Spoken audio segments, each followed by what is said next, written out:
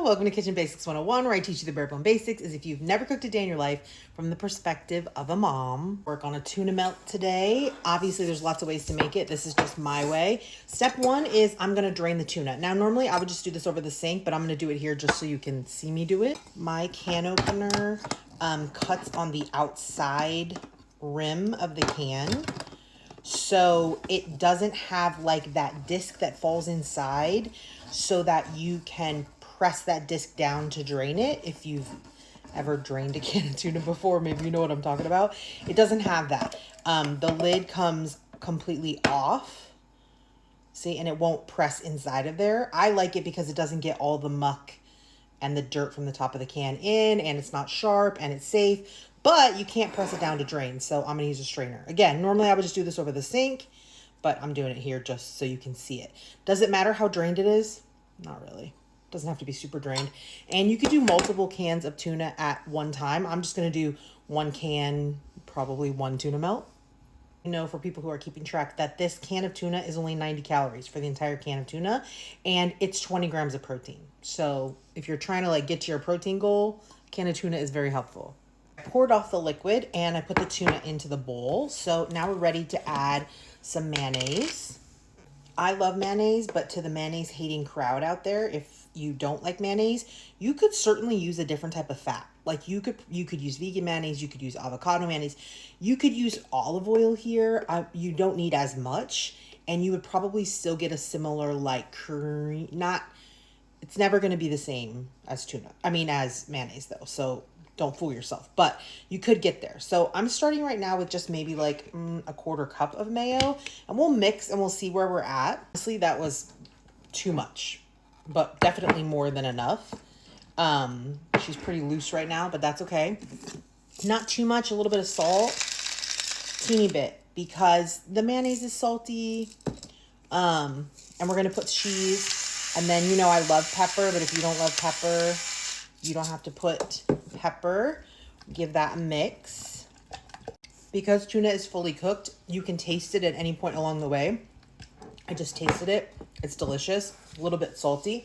Now, if you want to, you can do a little relish. You don't have to. You could stop here with the tuna, but I'm going to put just a little bit of sweet relish just to add a little, you know, freshness, a little vinegar, a little magic. All right, so there's our tuna salad. Great, glorious. It's a little bit wet for my liking, but it's gonna dry out while we shred our cheese. Okay, I'm gonna use sharp cheddar because that's what I like, and you should use whatever makes you happy. You could use any cheese though that makes you happy here, honestly. Or you could do your tuna sandwich with no cheese at all, but I said it was a tuna melt. I'm doing it right into my container so that I'm gonna have to cut it though. Hold on one second. I lied, I didn't cut it, I just broke it in half.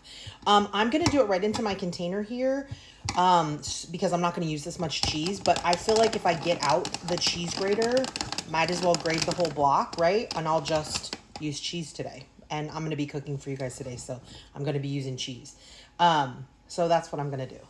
Can I break it in half in front of you guys? Oh, whoa, look at me, super strong. I love this grater. The key to it is to not press too hard, and then all the cheese falls out. For the people who the cheese all gets stuck in here on you, it's just because you're pressing down too hard on this part. And I do it all the time, and then I remember, oh my gosh, don't press so hard. So the sandwich is gonna be huge. I might have to share with my husband. So I have 2 glorious pieces of sourdough because that adds lots of protein, and sourdough just works better for my digestive.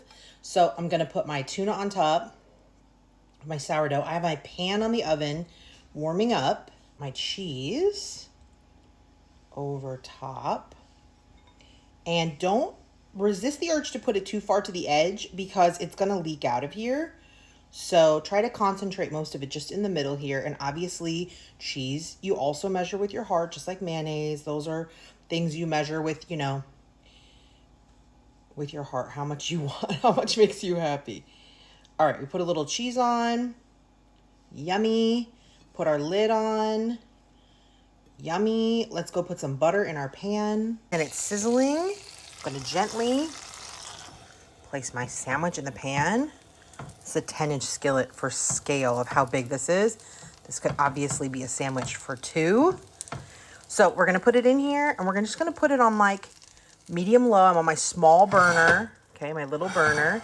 If you have an electric oven or stove, I would say maybe like 4 or something like that. And because we want everything to get warmed like all the way through. So I did it on the tuna side down, and then once it starts to melt and get toasty, we'll flip it over. All right, I'm going to put a little bit more butter in my pan because I'm going to flip over my sandwich because I'm sure it's crispy deliciousness on the other side. So let me put my phone down. Hold on. Okay, flip accomplished. Look at this glorious crispy goodness. OMG.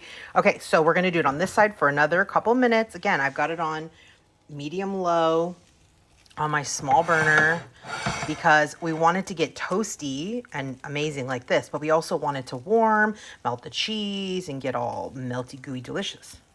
I don't think I can express to you the level of excitement I feel about tasting this. Do I wish I had been a smidge more patient so that I could have gotten my tuna just a little drier so it wasn't such a wet mess? Yes. Is it going to affect how much I enjoy eating it? No, it's just going to be super messy. You can see as I'm cutting it that it's messy because my tuna was too loose. So that's a lesson. Be patient, drain your tuna. Oh my God. Do you see? It's so hot. Do you see it? Do you see that cheese pull?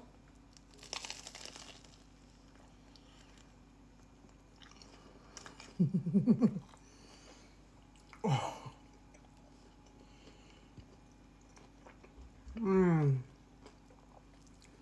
Oh, tuna melt. How I have missed you.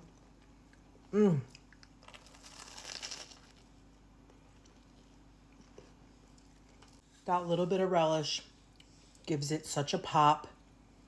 The warm, creamy, cheesy, salty with the crunchy, buttery toast.